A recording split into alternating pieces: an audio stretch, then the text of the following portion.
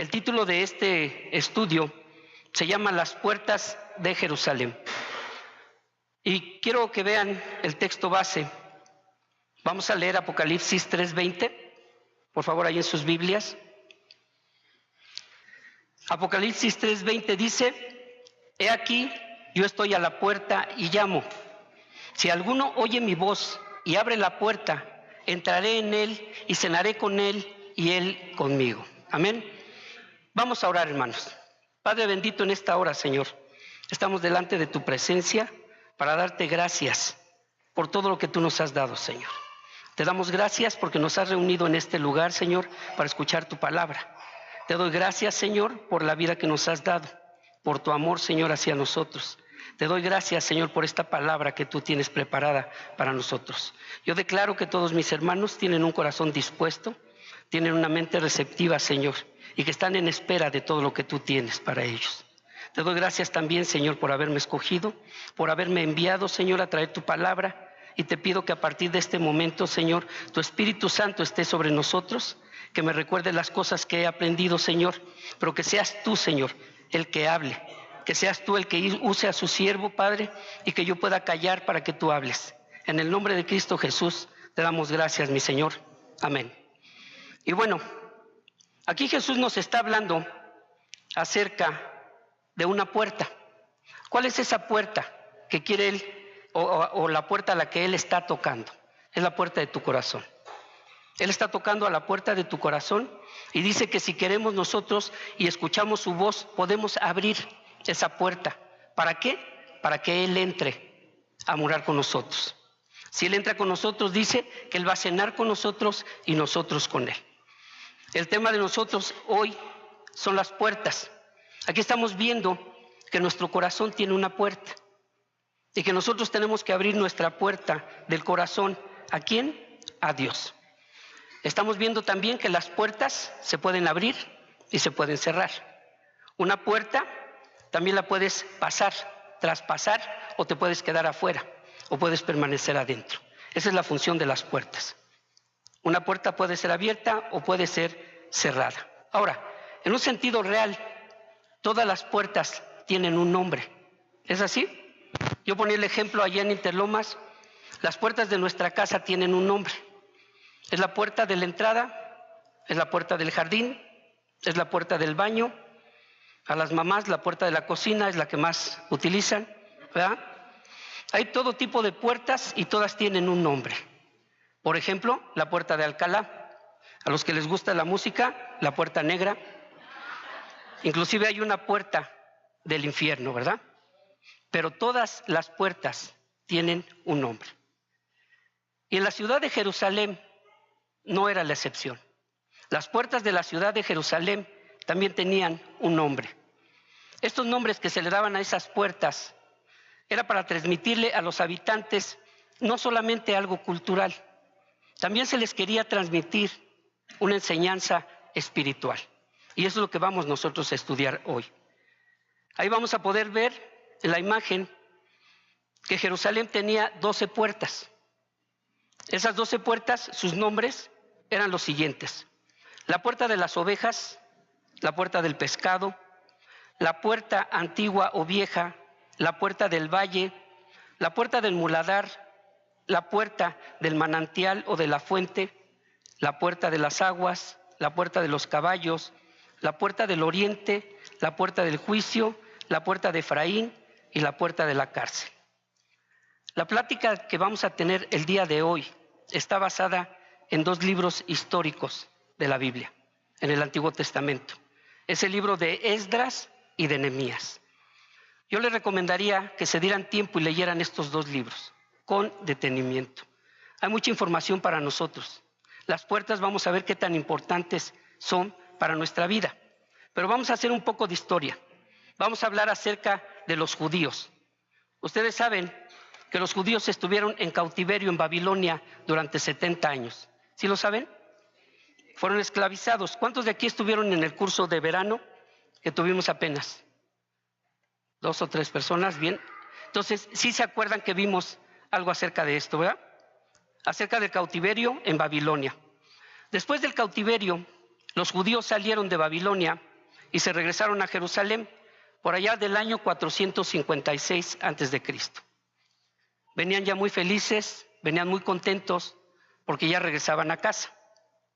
Pero cuando llegaron a la ciudad de Jerusalén, se llevaron una sorpresa. Se quedaron mudos porque la ciudad estaba totalmente destruida. Estaba devastada. Sus murallas habían sido tiradas y sus puertas habían sido quemadas. Entonces la ciudad estaba en muy malas condiciones.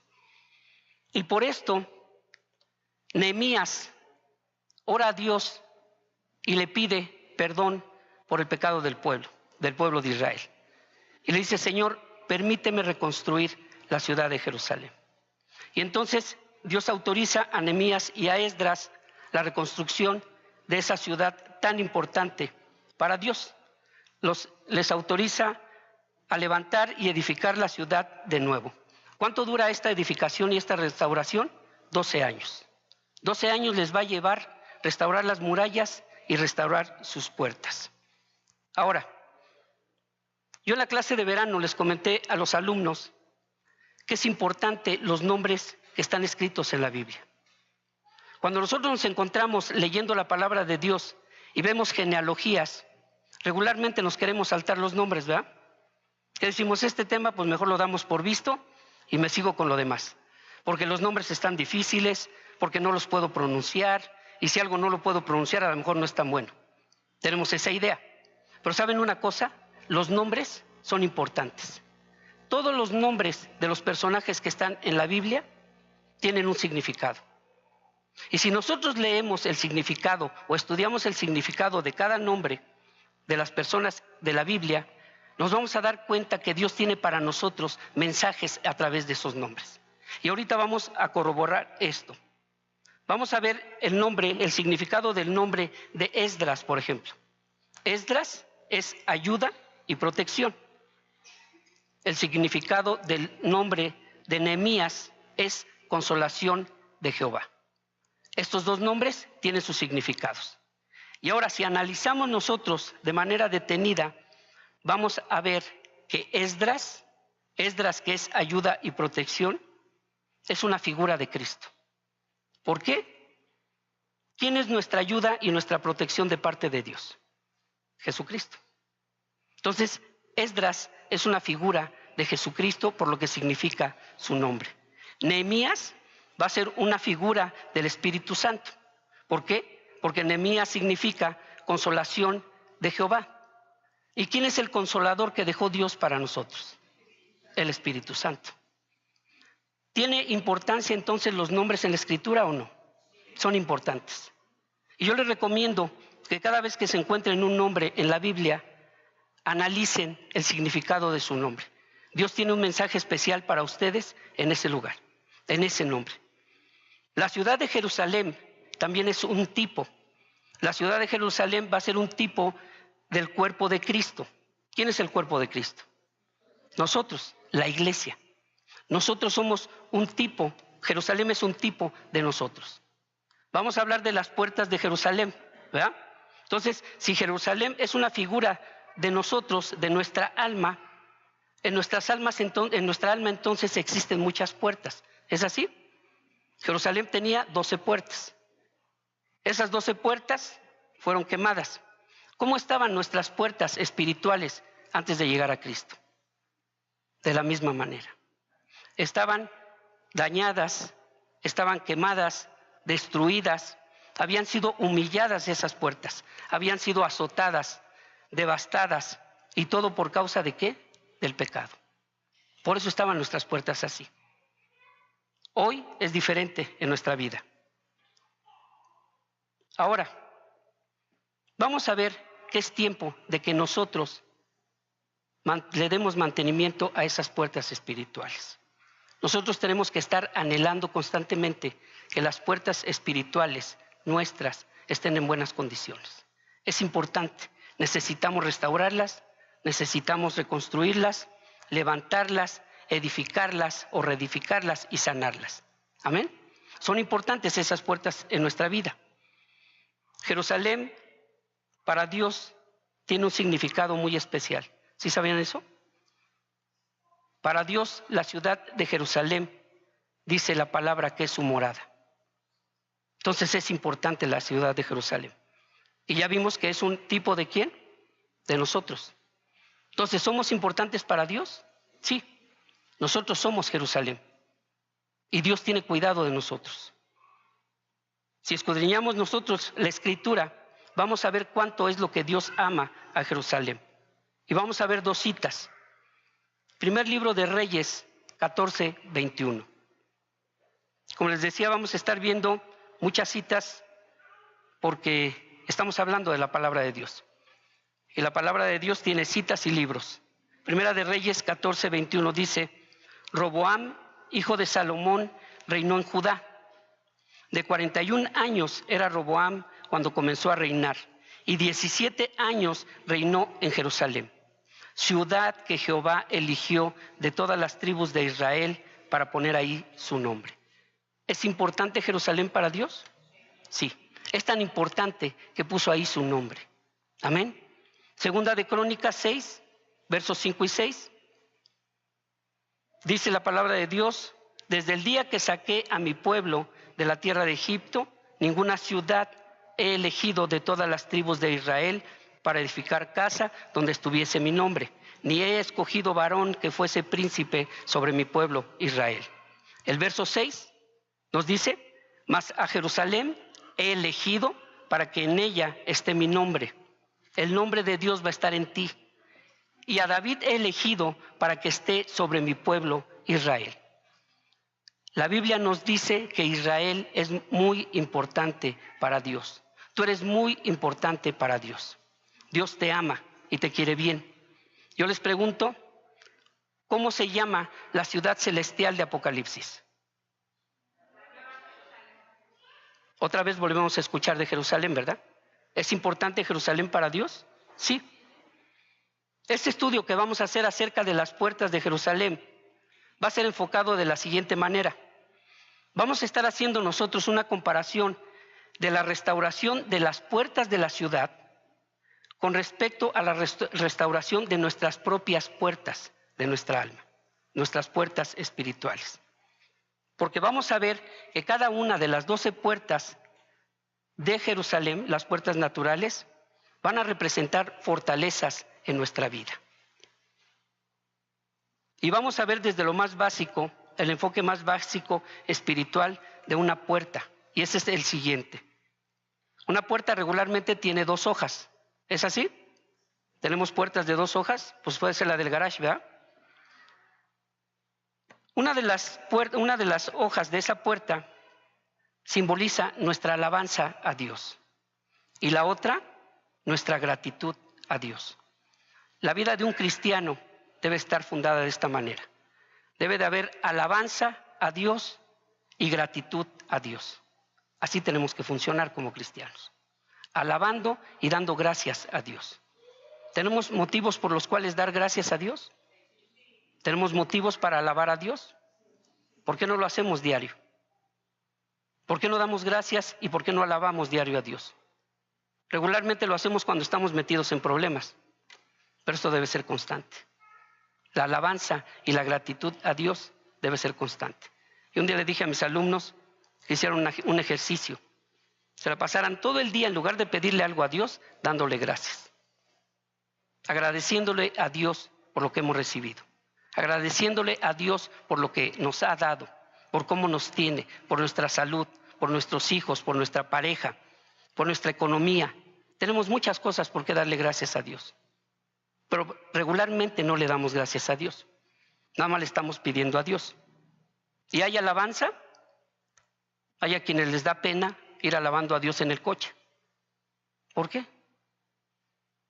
¿Cómo no nos da pena cantar una de José José o de Luis Miguel? Y esas hasta bajamos los vidrios para que nos oigan, ¿no? La alabanza a Dios debe ser así. Tienes que contagiar a la gente.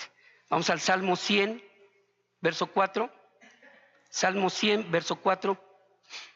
Dice: entrad por sus puertas con acción de gracias, por sus atrios con alabanza. Alabadle, bendecid su nombre. ¿Cómo debe ser nuestra vida? Así. dando gracias y alabando a Dios. Una hoja entonces de la puerta representa la alabanza, la otra hoja de la puerta de nuestro espíritu espiritual representa ¿qué?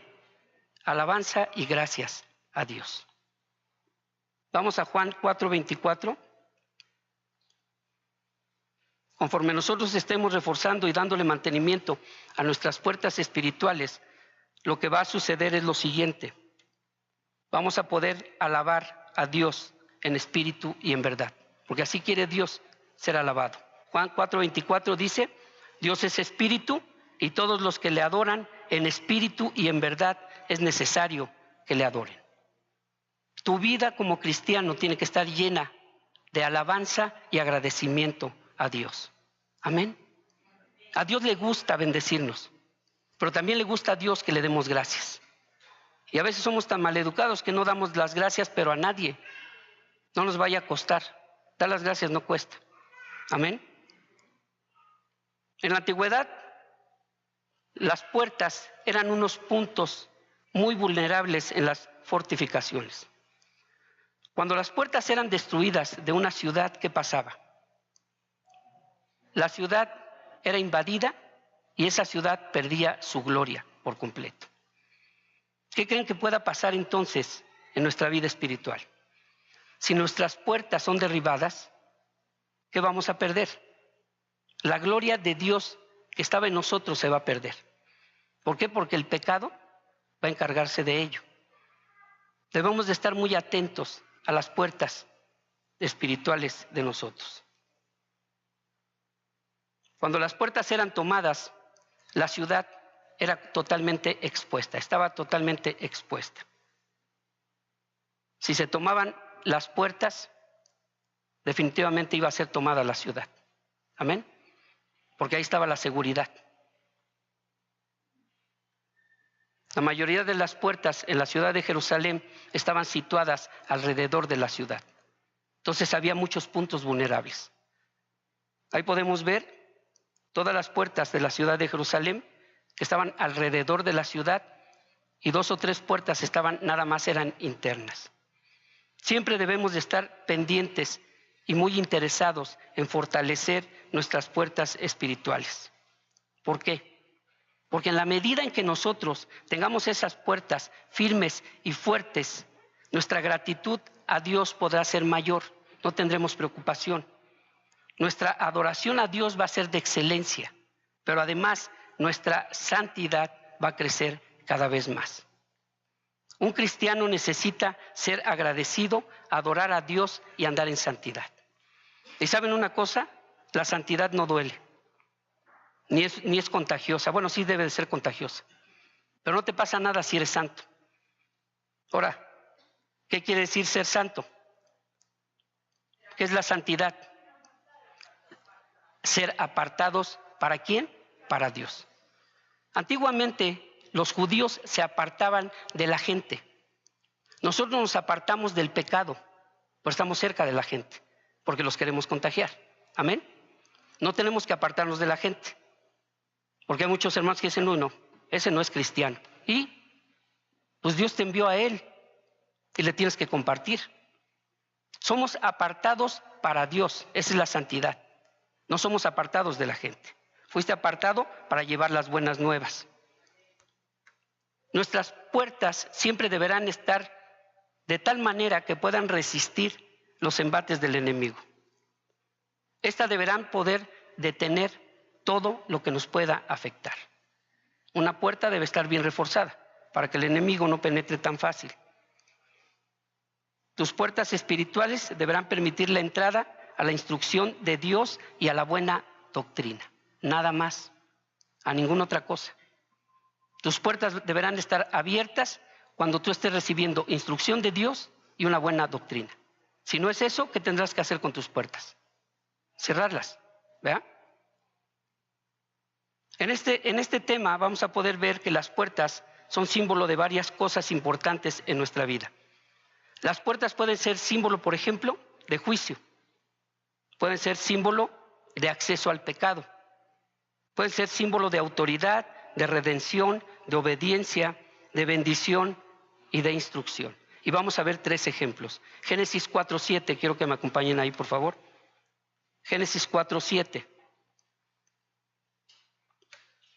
Dice la palabra de Dios: si bien hicieres, no serás enaltecido, y si no hicieres bien, el pecado está a la puerta. Nos está hablando de puerta.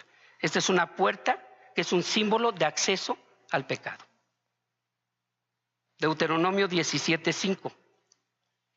Deuteronomio 17:5 dice: entonces sacarás a tus puertas al hombre o a la mujer que hubiere hecho esta mala cosa, sea hombre o mujer, y los apedrearás y así morirán. ¿Esta es una puerta de qué? De juicio. ¿Ya ven cómo las puertas significan o tienen símbolos diferentes? Y por último, Hebreos 13:12. Dice: por lo cual también Jesús, para santificar al pueblo mediante su propia sangre, padeció fuera de la puerta. Esta es una puerta, es un símbolo de santificación y redención de parte del Señor Jesucristo. Las puertas tienen significados. Las puertas simbolizan varias cosas. Y ahora vamos a empezar a ver el significado espiritual de algunas de las 12 puertas de Jerusalén. Y vamos a ver la primera puerta que fue edificada, es la puerta de las ovejas. Y vamos a leer Nehemías 3:1. Nehemías 3:1. Dice: entonces se levantó el sumo sacerdote Eliasib con sus hermanos los sacerdotes y edificaron la puerta de las ovejas.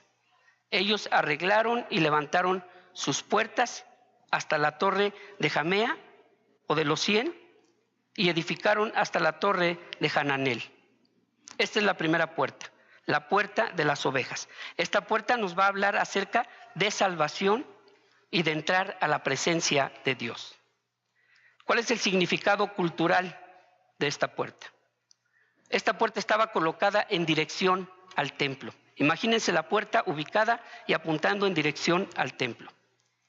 Por esta puerta pasaban todas aquellas ovejas y los animales que iban a ser sacrificados en el templo. Por eso se llamaba la puerta de las ovejas. Cerca de esa puerta había un estanque. Ese estanque se llamaba el estanque de Betesda. Y se van a acordar de alguna historia que hay ahí, ¿verdad? En este estanque entraban las ovejas para ser lavadas y después ser llevadas al templo para ser sacrificadas. Este estanque no era para humanos. ¿Pero qué creen? Vamos a recordar, dice una parte de la Escritura, Juan 5:3-4, que de tiempo en tiempo descendía un ángel que agitaba el agua y el primero que entraba al estanque después del movimiento del agua quedaba sano de cualquier enfermedad que tuviera. Era ese estanque, el estanque de Betesda, a donde llegaba ese ángel, movía las aguas y aunque fuera de los animalitos, pues ahí se echaban un clavado los enfermos y andaban buscando cómo sanar, ¿no? Ese era el significado de esa puerta. El significado espiritual, esa es la puerta de nuestra relación con Dios a través de Cristo. ¿Y saben una cosa? Todos los cristianos debemos de pasar primero por esa puerta, por la puerta de las ovejas. Esa puerta fue la que usó nuestro Señor Jesucristo cuando entró triunfante a Jerusalén. ¿Y saben por qué? Porque el Señor ya se estaba preparando y se estaba preparando todo y acomodando para su sacrificio. Él entró por la puerta de las ovejas. Entró por la misma puerta que entraban todas las ovejas para ser sacrificadas. En la palabra de Dios no hay nada que sea casualidad. Todo está perfectamente preparado por Dios. Todo está bien relacionado y todo nos lo puso claro Dios. Aquí lo que falta es que nosotros escudriñemos la Escritura. Jesús mismo dijo en la palabra de Dios que Él es la puerta de las ovejas. Vamos por favor a Juan 10:7. Juan 10:7. Dice la palabra de Dios: volvió pues Jesús a decirles: de cierto os digo, yo soy la puerta de las ovejas. Esta es la primera puerta de Jerusalén. Esta puerta va a representar la obra redentora de nuestro Señor Jesucristo en la cruz. Isaías nos habló de ello. Isaías 53:7. Y vamos a ver que Isaías desde hace muchos años antes, él ya había hablado acerca de esto que iba a suceder. Dice, angustiado él, ¿quién? Jesús, y afligido, no abrió su boca. Como cordero fue llevado al matadero, y como oveja delante de sus trasquiladores enmudeció y no abrió su boca. ¿Quién es el dueño de esa puerta? Jesús. Él es la puerta de las ovejas. Él es la oveja que pasó por esa puerta también. Esa puerta tiene un papel muy importante en nuestra vida. Esa puerta, si se fijan, no tiene cerrojos.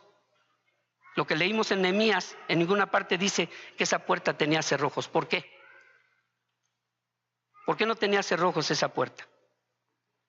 Esa puerta es la puerta de la salvación. Y la puerta de la salvación no puede estar cerrada. Tiene que estar abierta siempre. ¿Para qué? Para que cualquiera que esté dispuesto a atravesar por ella lo pueda hacer. Una puerta con cerrojo no la puedes atravesar si alguien la cerró. Entonces la puerta de las ovejas no tenía cerrojos porque no había condición para poder pasar por ella. Podía pasar cualquiera. Todo aquel que entre por esa puerta de las ovejas va a ser una oveja del Señor. Entonces, si somos cristianos, debimos haber pasado primero por esa puerta. Dice la palabra de Dios que Él dará vida y sus ovejas estarán seguras. Es por esa puerta que todos los creyentes tenemos que pasar. Juan 10, 27 y 28. Fíjense lo que dice el Señor. Mis ovejas oyen mi voz y yo las conozco y me siguen. Dice, y yo les doy vida eterna y no perecerán jamás, ni nadie las arrebatará de mi mano. Esa es la seguridad que tenemos en Jesucristo. ¿Estamos más seguros en otro lado? Entonces, ¿qué esperan para atravesar la puerta de las ovejas? Esta puerta de las ovejas, dice Nehemías, que fue restaurada por el sumo sacerdote y los sacerdotes. ¿Por qué? ¿Por qué creen? Esa puerta es la responsabilidad del sacerdote. Es la puerta, responsable de esa puerta es el sumo sacerdote. ¿Y quién es nuestro sumo sacerdote? Jesús. Él es el dueño de esa puerta. Él lo dijo, ¿no? A Jesús le pertenece esa puerta. Si no me creen, vamos a Juan 10:9, para que no me vean con esos ojos raros, que digan, no, nada más es puro choro, no. Está aquí escrito. Como decía aquel, escrito está. Juan 10:9 dice, Jesús hablando, yo soy la puerta. El que por mí entrare será salvo. Y entrará y saldrá y hallará ¿qué? Pastos. Esa es la seguridad que tenemos con Jesús. Vamos a estar seguros con Él. Vamos a encontrar pastos, pastos verdes. En Juan 17, Jesús dijo que Él era la puerta de las ovejas. En este verso 9, Él está reafirmando que Él es la puerta que nos va a dar salvación. ¿Tú ya pasaste por esa puerta? ¿Tú ya ofreciste tu cuerpo en sacrificio vivo al Señor para poder ser salvo? Si nunca lo has hecho, hoy es el momento de que lo hagas. Si nunca has pasado por esa puerta, al final de este servicio te van a hacer la invitación. Piénsalo, ¿quieres estar seguro? ¿Quieres tener una buena vida? Tienes que pasar por esta puerta. El Señor está esperando que tú pases por ella para hacerte parte de sus ovejas, para que tú le puedas conocer. Dice Juan 10:14, yo soy el buen pastor y conozco a mis ovejas y las mías me conocen. El Señor sabe de manera clara quiénes son sus ovejas y también sabe quiénes no son sus ovejas. Yo les decía allí en Internormas, hay muchas ovejas que están disfrazadas. Muchas ovejas disfrazadas, además son bilingües, porque hablan como nosotros, pero también hablan su idioma. Hay que tener cuidado de esas ovejas bilingües y disfrazadas. Y hasta este momento que hayamos entrado por esta puerta es cuando Él nos va a reconocer y nosotros le vamos a conocer. ¿Quieres conocer al Señor Jesucristo? Tienes que pasar por esa puerta. ¿Quieres que el Señor Jesucristo te reconozca? Tienes que pasar por esa puerta. Cuando pasamos nosotros por esa puerta vamos a aprender a ser ovejas. ¿Qué somos hoy? Ovejas. ¿Cuántas ovejas hay aquí? Levanten su mano. Pues todas estas ovejas van a aprender a tener una relación con el pastor de las ovejas. Ese es su pastor. Somos ovejas, debemos de tener una buena relación con el pastor. ¿Por qué? Porque el pastor es el que cuida de nosotros. Es el que está al pendiente de nuestro alimento. Es el que está pendiente de estar orando por nosotros. Eso es lo que hace un pastor. Y saben una cosa, Dios siempre va a sacar a sus siervos de entre las ovejas. Y eso a mí me encantó. ¿Tú quieres ser un siervo de Dios? Primero tienes que ser oveja. Para que de entre las ovejas el Señor diga, lo voy a hacer mi siervo. Y yo quiero preguntarles, ¿de dónde llamó el Señor a David, al rey David? ¿Dónde andaba? No andaba jugando fútbol ahí en el campo. ¿Andaba entre las ovejas? De ahí lo llamó y lo hizo rey. ¿Quieres ser importante en las cosas de Dios? Tienes que ser oveja. Y buena oveja. Para que el Señor te pueda confiar más. Debemos ser ovejas. Ahora, ¿por qué creen ustedes que los siervos tienen que salir de entre las ovejas? Hay una razón. Para que después puedan comprender los siervos a las ovejas. Si nosotros no salimos de entre las ovejas, jamás vamos a entender a las ovejas cuando estemos en un puesto más alto. Necesitamos entender a las ovejas, pero primero necesitamos haber sido oveja para que eso pueda darse. Cuando seas un siervo de Dios, no se te olvide las ovejas. No se te olvide que las tienes que amar, porque Dios te amó a ti cuando eras oveja. Amén. Dios no te aventó piedras para que te enderezaras en el camino, ¿sí? Y aquí hay muchos que les encanta jugar a las lagartijas con las ovejas. Las andan viendo que corren y las apedrean. A Dios no le agrada eso. Son sus ovejas y las tenemos que cuidar.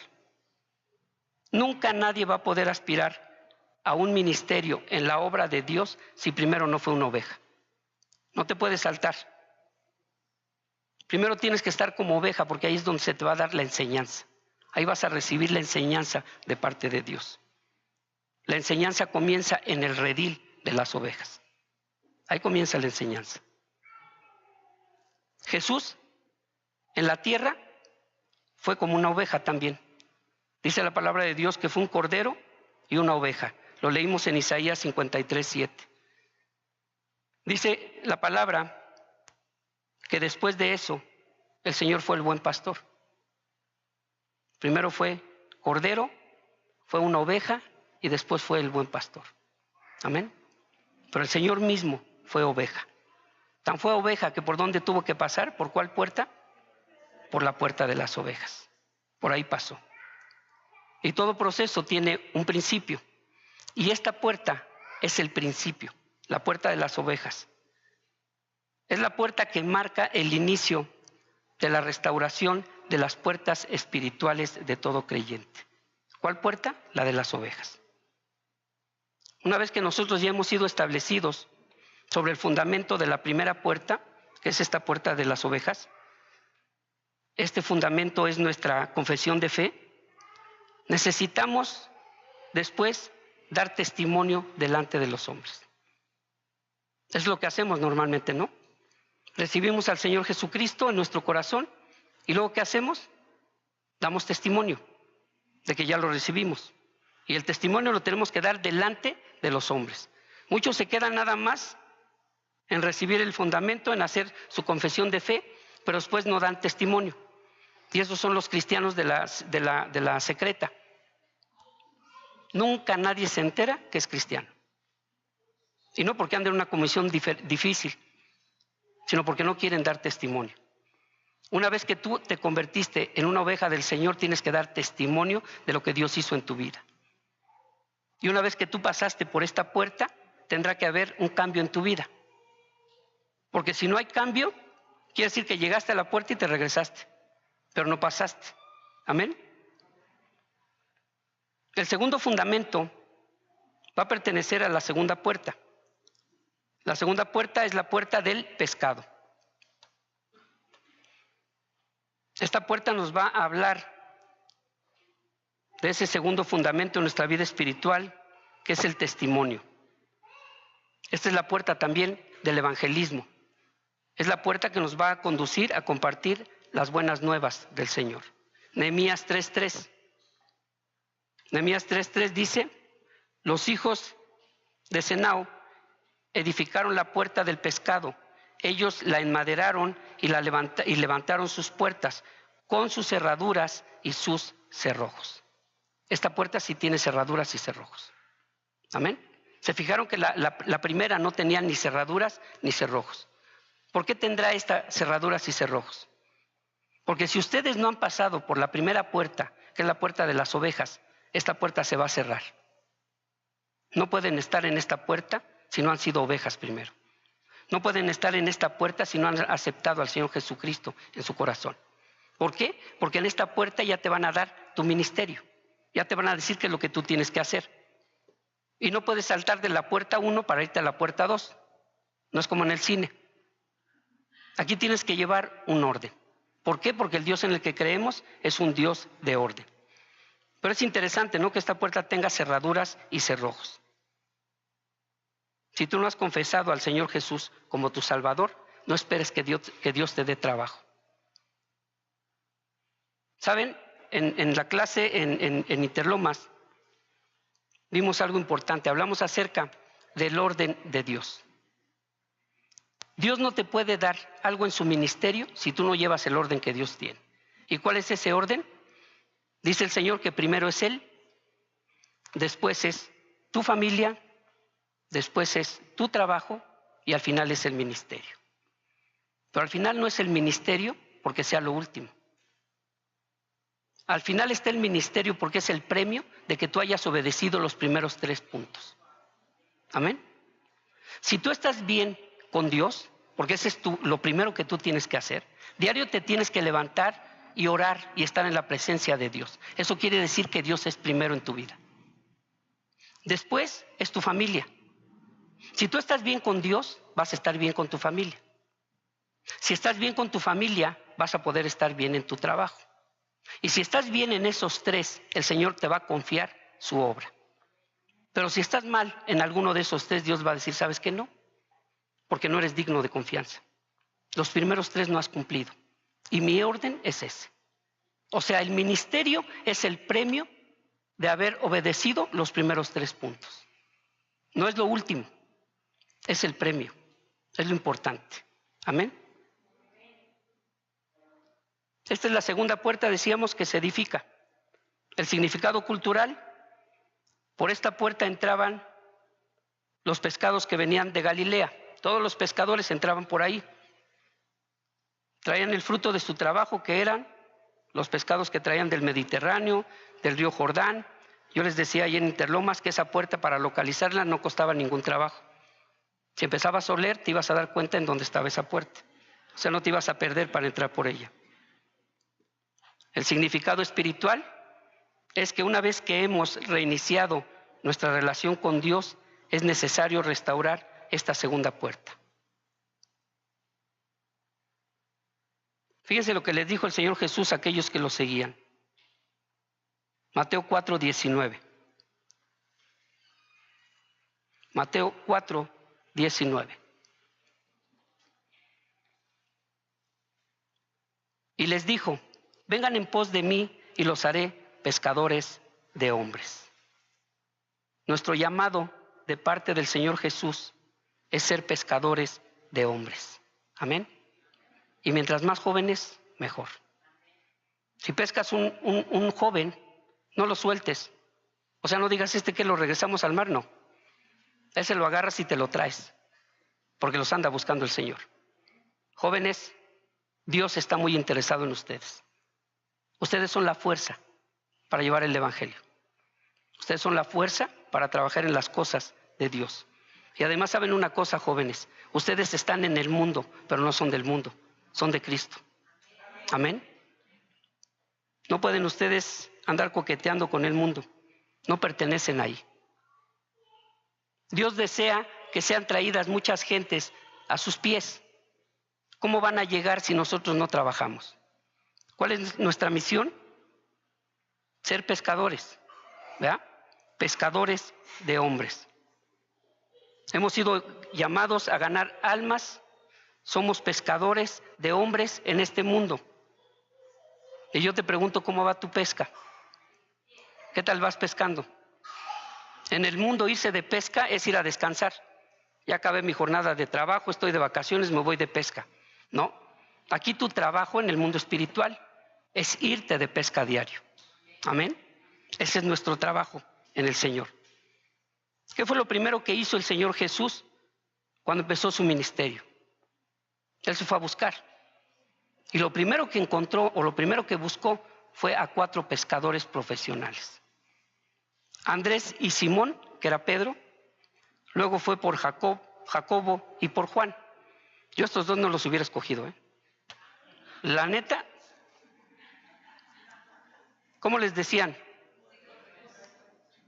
Boanerges, los hijos del trueno. Estos hijos de mi vida yo de veras que no los hubiera escogido. Pero el Señor sí, porque Él sabía bien lo que iba a hacer con ellos, ¿verdad? ¿Quién fue uno de los hijos del trueno al final? Juan, el apóstol, ¿qué? Así lo transformó Dios. ¿Y quieren saber si Dios hace milagros actualmente? Nada más véanme. El Señor ha hecho milagros en mi vida. Aunque yo nací en una familia cristiana, no siempre andamos en el camino. Pero el Señor siempre está interesado en regresarnos al camino. Dice la palabra de Dios que a nuestros hijos, si nosotros les compartimos la palabra de Dios, jamás van a dejar el camino. Jamás. Y padres, tenemos que estar orando por nuestros hijos. Esa es nuestra responsabilidad delante de Dios. ¿Saben por qué? Porque esos hijos primero son de Dios antes que de nosotros. Y Dios nos los encargó. A muchos se nos olvida. Decimos, pues hay que se vayan organizando como puedan. No. Tienes tú el compromiso, la responsabilidad delante de Dios de que tus hijos vayan en el camino del Señor. Son sus hijos y te los prestó a ti. Te los encargó. Te dijo, ¿sabes qué? Ahí te los encargo. Enderézalos. Yo comentaba que mis hijos, aquí está mi hijo, ya va en la universidad y de repente le caigo en la universidad. ¿Por qué? Pues porque tengo que estar avispa ahí, ¿no? Y ya no se incomoda, al principio sí se incomodaban, pero hice caso omiso de ello. Yo dije, tengo un compromiso con Dios, tengo que dar cuentas de ellos delante de Dios, y pues yo prefiero que se enojen los de aquí y no el de allá. Entonces, aunque me echen ojos de pistola, yo me pongo el escudo de la fe y ese detiene hasta los dardos del enemigo. Entonces, lo que me echen mis hijos no va a pasar. Necesitamos hacer ese compromiso con nosotros mismos, de que nuestros hijos no se pierdan. Ya fueron escogidos por Dios. Y de nosotros depende que estén en el camino correcto. Otro mandato que el Señor Jesús le da a la iglesia es Mateo 28, 19. Mateo 28, 19. Dice la palabra de Dios, id pues y hacer discípulos a todas las naciones. Este es nuestro ministerio. Ir y hacer discípulos a todas, varones, las naciones. No se emocionen. A todas las naciones. Y un discípulo es muy parecido a un pez. ¿Por qué? Los peces siempre van en contra de la corriente. El salmón va en contra de la corriente, ¿verdad? Un discípulo de Dios también tendrá que ir siempre en contra de la corriente del mundo. La corriente del mundo es muy fuerte y tenemos que ser salmones para poder llegar hasta el otro lado, en contra de la corriente. Nuestros jóvenes tienen que ir en contra de la corriente. Amén. Efesios 2:2. Dice la palabra del Señor, Efesios 2:2. Para entender el versículo 2, vamos a aclarar el contexto del verso 1. El verso 1 nos está hablando de delitos y pecados. Y dice, en los cuales anduviste en otro tiempo, siguiendo la corriente de este mundo. ¿Cuál es la corriente de este mundo? El pecado. Y ya anduvimos. Y yo les decía, si hubiera olimpiadas para ser pecador, varios estaríamos ahí en primer lugar. Hubieran tocado el himno por nosotros, el himno nacional. Porque algunos éramos campeones, ¿eh? Dice el Señor, en los cuales anduviste en otro tiempo, siguiendo la corriente de este mundo, conforme al príncipe de la potestad del aire, el espíritu que ahora opera en los hijos de desobediencia. Amén. El discípulo, dijimos, es como un pez. Deberá resistirse siempre a ir en el rumbo, en el sentido o en la trayectoria que el mundo está marcando. Jóvenes, mucho ojo. Tienen que nadar en contra de la corriente. Como les decía, ustedes están en este mundo y es muy atractivo la corriente del mundo, pero ustedes no pertenecen ahí. Ustedes son de Cristo y les esperan cosas mejores que las que el mundo ofrece. No se dejen engañar. ¿Qué pasa con los peces débiles o con los peces muertos? Son arrastrados por la corriente. Y de manera espiritual es lo mismo. Si tú estás débil espiritualmente hablando o muerto espiritualmente, ¿qué crees? Dice por ahí un dicho que camarón que se duerme te va a llevar la corriente. Y el mar desemboca los ríos desemboca por lo regular en el mar. ¿Y saben cuál es el significado de mar en la palabra de Dios? Es mundo. El mar simboliza al mundo. Entonces, si te lleva la corriente al mar, ¿en dónde vas a acabar? En el mundo. Y no es difícil, ¿eh? Hay gente que ha estudiado institutos y todo, y preguntas por ellos y ya se regresaron al mar. ¿Por qué? Porque se descuidaron. Jesús comparó el reino de los cielos con una red de pescar. Mateo 13, 47 y 48. Fíjense cómo todo lo que enseñó Jesús fue alrededor de la pesca. ¿Por qué? Porque así entendía la gente. Donde él estaba en ese tiempo, había pescadores y había que poner ese ejemplo. Mateo 13, 47 y 48 dice, asimismo el reino de los cielos es semejante a una red que echada en el mar recoge de toda clase de peces y una vez llena la sacan a la orilla y sentados recogen los buenos en una cesta y los malos los echan fuera. ¿Qué nos está refiriendo este texto? Este texto nos dice que la iglesia es un instrumento del reino de Dios en la tierra. Este texto significa que la iglesia no puede discriminar. La iglesia va a estar formada por todo tipo de peces, o sea, por todo tipo de personas, buenas y malas, útiles e inútiles. Amén. Así son nuestras iglesias. Como les decía, va a haber mojarras, huauchinangos, pulpos y tiburones. No importa lo que haya en la red. Hay muchos que quieren ayudarle a Dios y empiezan a separar ellos los peces. Este es bueno, este es malo, este es bueno, este es malo. ¿Y tú? ¿Saben una cosa? Esa depuración no nos toca hacerla a nosotros. Esa depuración, ¿quién la va a hacer? Dios. Así es de que no le queramos ayudar en la iglesia a hacer la selección de peces. Porque a lo mejor hasta entre esos andas yéndote tú como tiburón o como pulpo. Dios es el que se va a encargar de separar. Nosotros tenemos la obligación de aceptar a todos, de amarnos todos. Venga quien venga, no debemos juzgar, no debemos separar, y el juicio debemos de dejárselo ¿a quién? A Dios. Porque luego hay muchos jueces aquí y no son de la Suprema. Andan queriendo juzgar antes. Yo te preguntaría, ¿tú qué eres? Huauchinango, carpa, mojarra, tiburón. Vamos a ver, ya para finalizar esta puerta, el pez fue un símbolo que adoptaron los cristianos perseguidos en los primeros siglos de Cristo. Y yo siempre he dicho que los cristianos somos muy inteligentes. ¿Por qué? Porque tenemos la mente de Cristo, ¿o no? Pues no los oí muy animados. A lo mejor algunos no creen. Pero miren, la palabra pez en griego es la palabra ichthus, ichthus, I-C-H-T-H-U-S,